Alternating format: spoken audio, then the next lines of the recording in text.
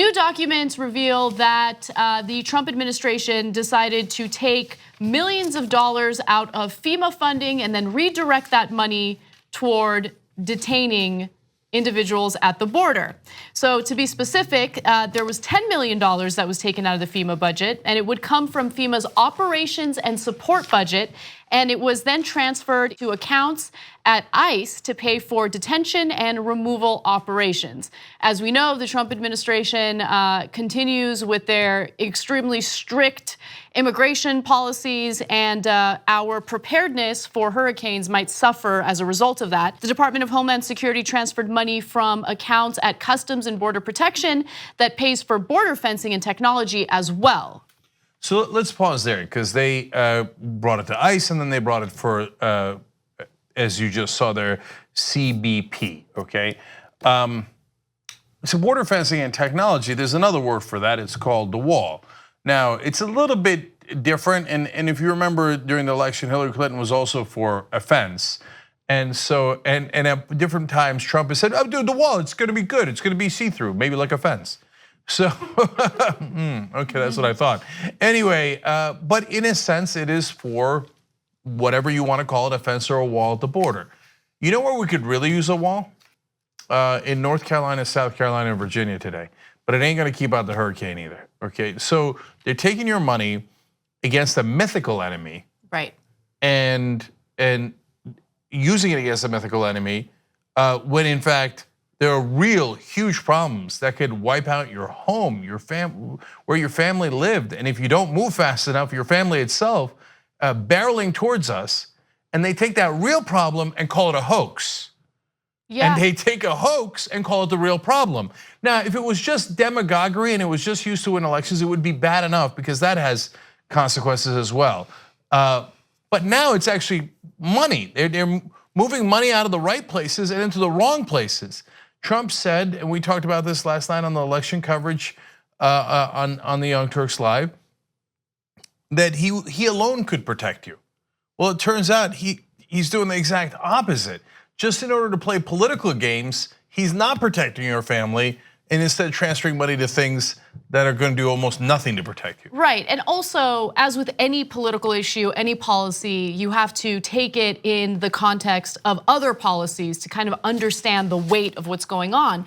Because this isn't just an isolated story where money's being redirected from FEMA and put into detention efforts at the border. You have to think about what Trump has been doing when it comes to environmental policy, which would exacerbate the issue of climate change and further lead to more extreme weather conditions, more extreme hurricane seasons. Then you have to keep in mind that the Trump administration pushed for and successfully passed massive tax cuts for the wealthy, which will lead to less revenue for the federal government. Those tax cuts are gonna cost nearly $2 trillion over the next 10 years.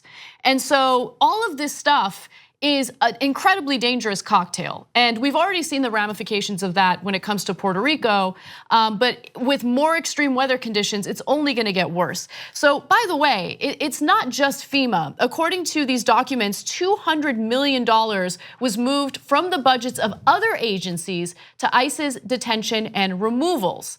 So, we know about this because Senator Jeff Merkley of Oregon was able to get these documents, and he had an interview on the Rachel Maddow show about it. So I want to toss to this video so you kind of get a sense of how serious this is. $10 million comes out of FEMA when we're facing a hurricane season, knowing what happened last year, and then look what we've had since. A hurricane just barely missed Hawaii, a tropical storm that almost became a hurricane hit Mississippi, and now we have this hurricane Florence bearing down on the Carolinas. I find it extraordinary. And by the way, Rachel, the chart you put up is the same chart I have in my hand right here. It says that money came from response and recovery, right on it. So I would dispute the statement that this has no bearing on addressing the challenges from hurricanes. So I want to also just quickly give you that statement that Senator Merkley referenced at the end of that quote. He said the DHS, Department of Homeland Security, released a statement on Twitter, and it goes as follows: under no circumstances was any disaster relief funding transferred from FEMA to immigration enforcement efforts. This is a sorry attempt to push a false agenda at a time when the administration is focused on assisting millions on the East Coast facing a catastrophic disaster. That is a flat out lie. The documents 100% indicate that the $10 million, nearly $10 million, was taken out of the FEMA budget, specifically the FEMA's operations and support budget, and then redirected to these immigration efforts. In fact, instantly after putting out that lie, the agency, according to the New York Times, in an email said that funds taken from FEMA's accounts amounted to less than 1% of the agency's operational accounts. Okay, so you did take it out of the operational accounts. So when you said you didn't take it out of there, that was nothing but a lie. And does this administration have any credibility left at all? No. And do they think through any of their lies before they say them? So lie number one is, oh, no such thing, it's outrageous, how could they possibly say that? Lie number two is, it's just a small thing anyway. I mean, it was taken out of the operational account, so that first thing we said was total lie. An obvious, brazen, ridiculous lie, which we're now saying is, yeah, but we only took out a little bit. Okay, all right, now at least we're clear on who to believe and who not to believe. Merkley, by the way, if you don't know him, is one of the best progressives in the Senate, and this is exactly the type of thing that why we have separation of powers and why we need the three branches. So the legislative checks the executive and says, wait a minute, do you have the right priorities? And if Merkley releases that document and the whole country goes, oh yeah, that's great, man, that's wonderful. We really need to build that fence and to build more detention camps. That's what the country needs. Our family's being protected from hurricanes, who cares? The Trump administration did, according to himself, an unbelievably great job of protecting people in Puerto Rico, even though nearly 3,000 people died. If that's such a great job, if 3,000 people die in the Carolinas, will he also call that a success? An unsung success? Will he call? And if the country's comfortable with that, like, hey, 3,000 people dying in a hurricane, but at least we got detention camps, then you would say, oh, okay, I'm glad it was the legislative branch showed that, and we applaud it.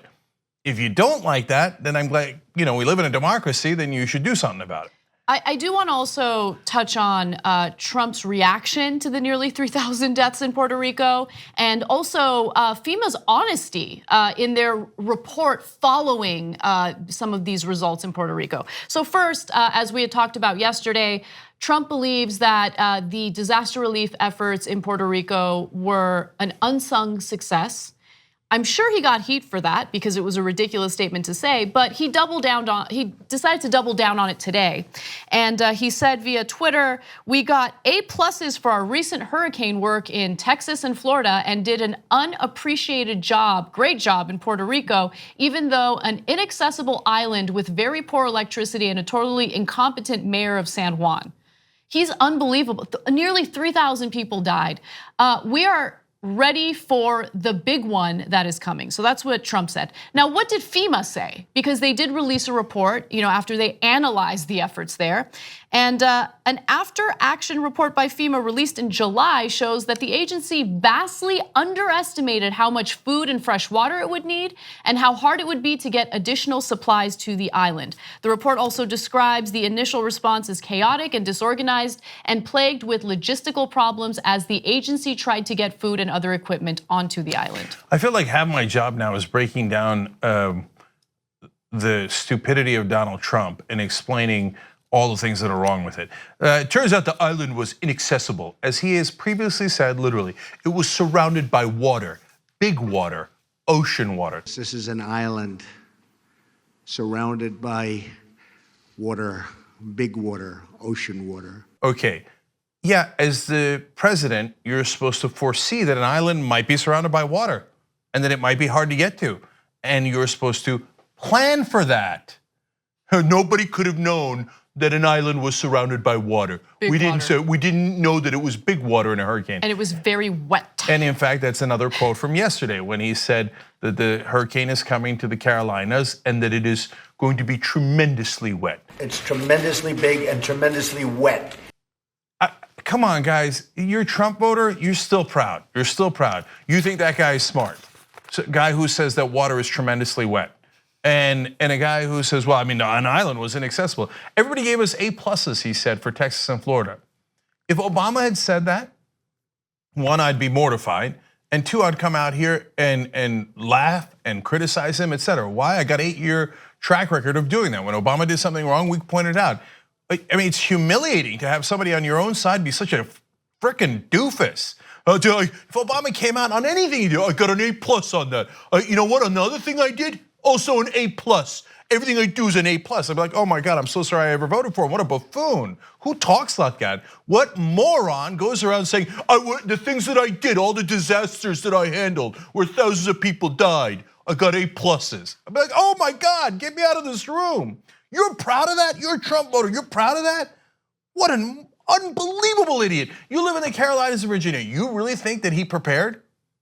Look, the fish rots from the head down. Scaramucci, his chief of staff for 13.5 seconds, said that quote. And he's the rotting fish at the head of this administration. They don't plan for anything. Their only plan is afterwards we'll lie about it and we'll cover up. It'll be fine.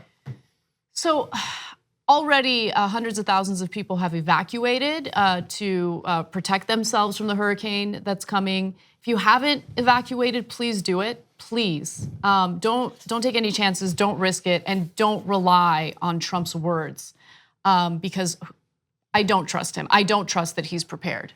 He's completely oblivious, he's delusional, he's done a horrible job when it comes to Puerto Rico. He did a good job. FEMA did a great job when it came to Texas and Florida. But there's no guarantee that that will happen this time around, especially when you see how the funds have been diverted. So guys, if you live in the area that's gonna get hit by the hurricane, understand that his backup plan is he's just gonna call your local government officials incompetent and be done with it. He says, oh, well, the incompetent mayor who criticized me, how dare she, right? So he's gonna blame your mayor, he's gonna blame your governor. That's not his backup plan, actually, that's his plan A. Don't do homework because it's annoying and hard. What, people's lives are on the line? Yes. Bob Woodward warned, my God, what happens if we go into a crisis and he's the one that has to make decisions? I got news for you. This is a crisis. We've had a lot of crises. Certainly every giant hurricane that hits us over and over again is a crisis. And we have a president who doesn't like to do homework, doesn't like to prepare, is monumentally stupid.